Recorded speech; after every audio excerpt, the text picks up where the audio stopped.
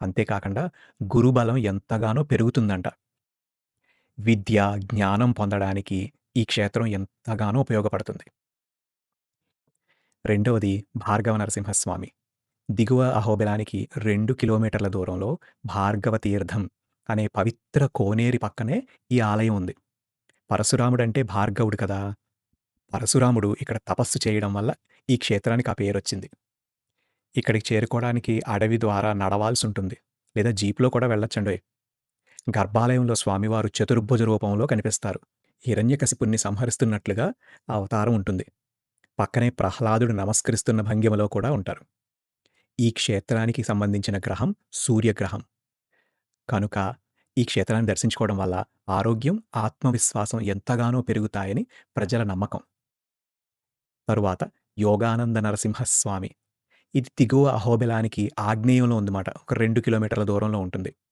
హిరణ్యకశిపుని సంహారం తర్వాత ప్రహ్లాదుడికి స్వామివారిక్కడ ఎన్నో యోగ భంగిమలను నేర్పించారంట. యోగ శాస్త్రాన్నంతటిని స్వామివారే స్వయంగా ప్రహ్లాదుడికి నేర్పించారంట. అందుకే ఇక్కడ స్వామివారు కాళ్ళు ముడుచుకుని, యోగ పట్టా ధరించి ఒక యోగ ముద్రలో ఉంటారన్నమాట. స్వామివారిని మీరిక్కడ చూస్తే అయ్యప్ప స్వామి కూర్చున్నట్టే కనిపిస్తది మనకి. ఈ ఆలయానికి సంబంధించిన గ్రహం శని గ్రహం. ఈ క్షేత్రాన్ని దర్శించుకోవడం వల్ల శనిగ్రహ దోషాలన్నీ నివారణవుతాయని జనాల నమ్మకం. నాలుగవది చత్రవట నరసింహస్వామి. యోగానంద ఆలయ మార్గంలోనే దిగువ అహోబిలం నుంచి ఒక 4 కిలోమీటర్ల దూరంలో ఈ క్షేత్రం ఉంటుందన్నమాట. స్వామివారిక్కడ పెద్ద రావి చెట్టు కింద కొలువై ఉన్నారు. వటవృక్షం కదా! ఆ చెట్టు గొడుగులాగుంటుంది కదా! అందుకే ఛత్రం మాట. అందుకే ఈయనకి చత్రవట నరసింహస్వామి అని పేరొచ్చింది.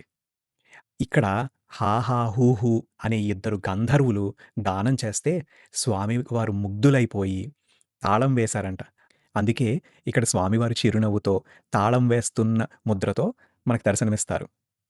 ఈ ఆలయానికి గ్రహ సంబంధం రాహుగ్రహం.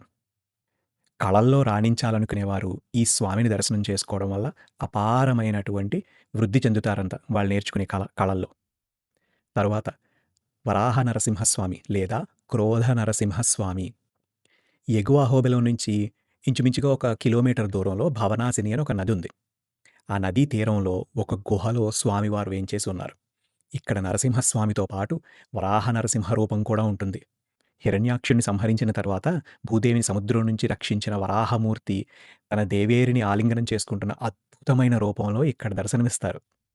తరువాత కారంజ నరసింహస్వామి అంటే సారంగ నరసింహస్వామి అని కూడా అక్కడ లోకల్‌లో పిలుచుకుంటూ ఉంటుంటారు. ఎగువ అహోబిలం నుండి ఇంచుమించుగా ఒక కిలోమీటర్ దూరంలో కారంజ అనే చెట్టు క్రింద స్వామివారు కొలువై ఉన్నారు.